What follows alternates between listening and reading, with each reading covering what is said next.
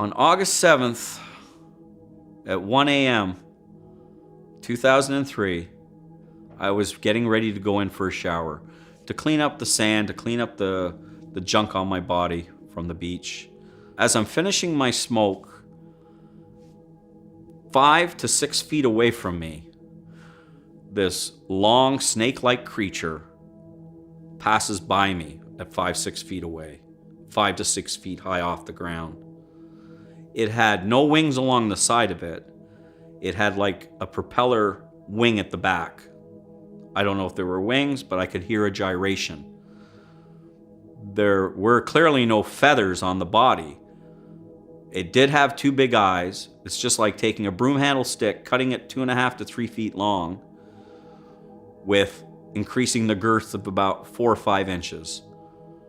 The eyes rolled back as it passed me, did a figure 8, gone in the night. After it went back, I screamed. I didn't know what it was. It came back into the night 30, 40 seconds later, away from me, now maybe about 30, 40 feet away, where you could hardly see it. And it did the same thing. Came in the same way, did a figure 8, gone. I ran into the shower, put the coins in to calm down. What was it I just saw? I was petrified. I'd never seen such a thing in my life. I was really curious what's going on here. Back in 1963, when I know we were in Scarborough at age 4, the very first memory I have is waking up to a hideous insect type of creature. By that I mean it had a large head, grayish white. It had very large wraparound black eyes, a slit of a mouth, not much of a nose, and it was the most hideous creature I've ever laid my eyes on as a child. It frightened me so much that I couldn't move, I couldn't scream, and the next thing I know is that there's 2 of them now walking with me.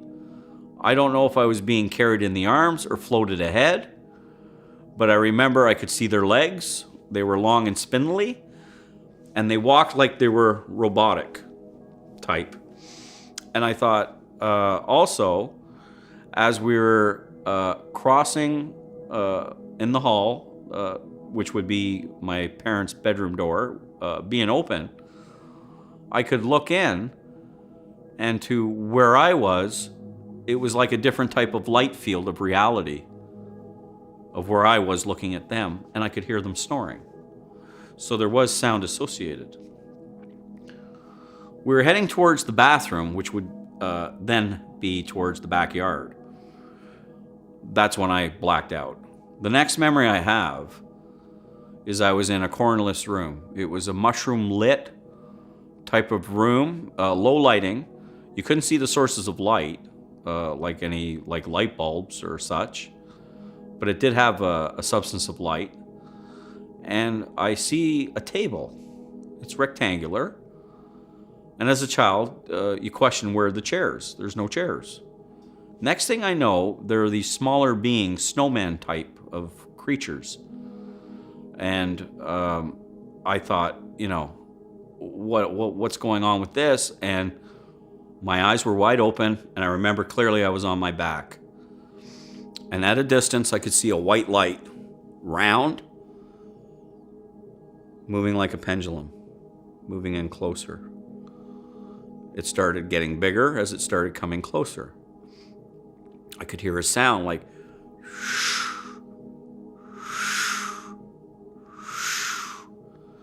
as it's coming closer and closer. This light was crushing against me, and I was feeling discomfort and pain in my chest. Next thing I wake up, I'm in my bed screaming for my parents. I was in a sweat. I was just screaming hysterically for my parents. Both of them came in, and I remember my father saying to my mother, should we take him to the hospital? My mother said, he's just had a bad nightmare. He has a fever.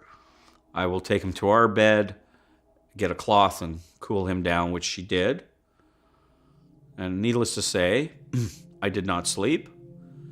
And in memory, it wasn't that long until daylight finally came that morning, and I was very still petrified of what I'd experienced. Now, that was the first episode. What followed next were these episodes of just the little guys now. Not the tall ones, but the little guys would come to the side of the bed. And as I noticed this happening, I looked at the foot of the bed and I could see like a dark entity, like you would classify as a shadow person. Looked like he may have had a hat, maybe a cape. You couldn't make out the face in detail. It was just like looking at a shadow's profile. And it was the most darkest black you could ever lay your eyes on compared to the dark end of the room. And this entity did not interface with me. It was just there. I don't know if it was overseeing what these little guys were doing, or it was there to protect me. I don't know. Or even is it family? I don't know. But it almost had a wavering or wivering effect, slightly, like a vibration, the shadow person. Through these ongoing dreams from age 4 to 6, I was now playing with the smaller ones. We'd have games, and I was playing with them. I don't think it was in our house. I think it was somewhere else, but we were playing hide and seek. And I seemed to have fun with them. And I thought, these are just nightmares. Of course, they're just nightmares. I didn't tell any other children about this, but they, at the beginning, had scared me tremendously, impacted me of fright. I checked into my kindergarten to grade 1, grade 2 records.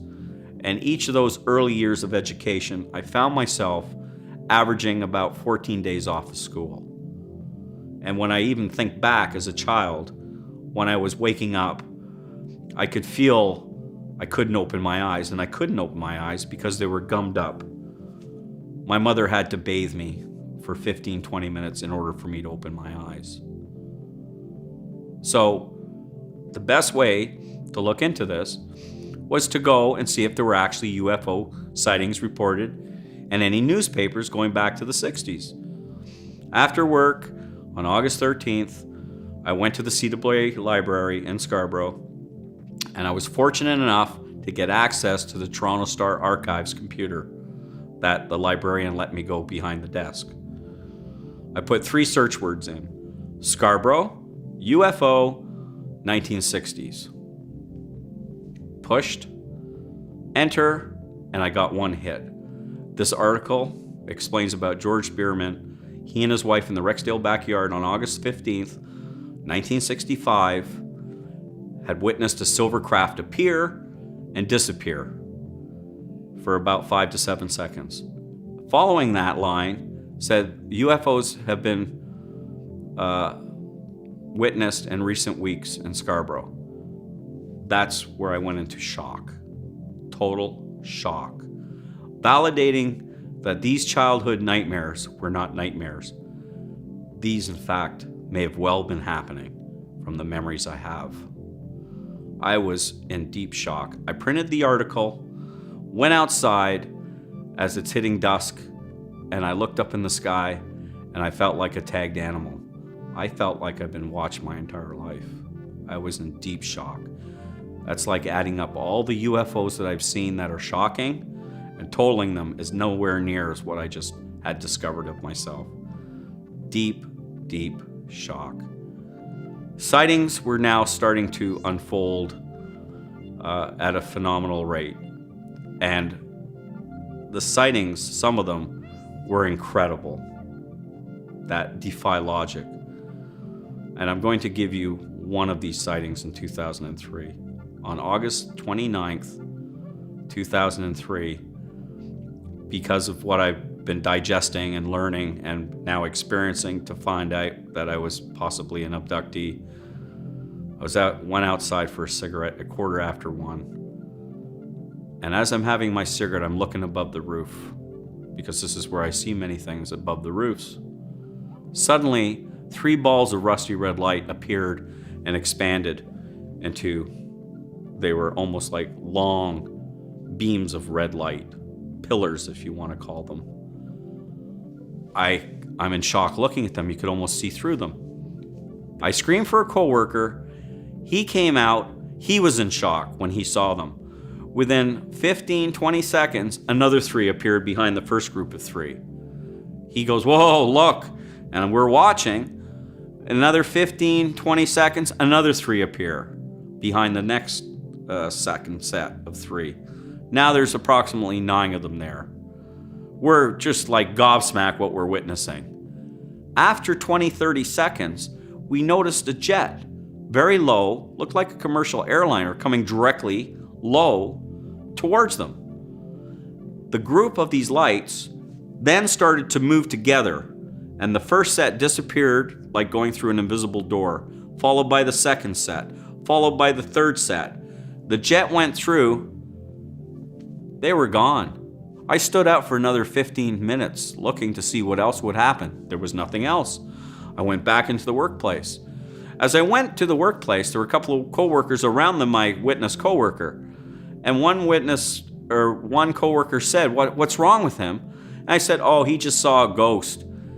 And the witness was angry. "Yeah, ghost, yeah, you know what you saw." I said, "Tell him what you saw." "Hey, you know what you saw." He was very angry, very upset what he had seen, and very shocked. Another sighting that was quite interesting was back on October 3rd, 2003. A friend's wife had just gone into the hospital. She had a problem where she needed quick surgery. I went downtown to Toronto to see my friend. He was very upset. I was upset because I know her quite well. So I left my friend after a couple hours and returned back to work in Scarborough. I sat outside and I was moping, feeling very depressed and sad, very highly emotional. I noticed at the bottom of the street, about 500 yards, a black object cross over the street, and it was moving up towards me on the opposite side of the street. As I have full attention on it moving up, as it was directly in front of me, it was a black object of about 2 to 3 feet in diameter, roundish, but the thing with this thing is the way it looked like it was intelligently controlled, keeping level. It had a serration at the bottom of it, and it kept moving just above the rooftops, continuing on till I lost sight of it. I thought, what was that I had just seen? Was this a type of probe? I don't know. Let me just sort of explain here up to par today. I have counted through these years, as it started back in 2003, that I've seen, I have over 15 co-worker witnesses. Some of them are multiple witnesses, but half of them are no longer with us. So I've also had drivers come to our workplace and point them out to them. So the witnesses were a lot, as well as other strangers who I'd sometimes point them out to. I point them out to family and family's friends and neighbors. So I felt quite comfortable that there's nothing to be heebie-jeebie about, and I'd never thought of a camera. But what had happened was, in reporting, I had reported to George Filer, who does Filer's Report. I asked him, please do not use my name. Well, did he surprise me? He put my name out. And he explained, astronauts and US presidents have come forward to report these things, so you should not be ashamed of what you'd seen. I sort of thought the way he put it, I agree. So I went forth to continue supplying George Filer and our Canadian UFO researcher Brian Vike the sightings as I was having them. But I found as we were approaching late 2004, maybe going to the media with all my witnesses who would come with me, not one would come. You know why? Either they were really frightened of what they were seeing, as well as the black helicopters that were starting to buzz around my workplace. It was even mentioned by coworkers, what's with all the black helicopters around our place, and circling Cessnas for hours. So I could not find anybody who would come to the media with me because they were afraid, not only frightened, but of ridicule of their peers. They didn't want to look like they were going cuckoo. So they were just afraid of that. So now I thought, maybe it's time to get my first digital camera in 2005. And I did. Bought an Olympus 1.8 at an 8 optical zoom. Now today, that's not so big. But I started using and started photographing. And as each year passed, as I was averaging 15 to 30 sightings per year, was starting to photograph. And the witnesses continued, but I felt witnesses were redundant now because a picture says 1,000 words. Witness doesn't say much to nothing.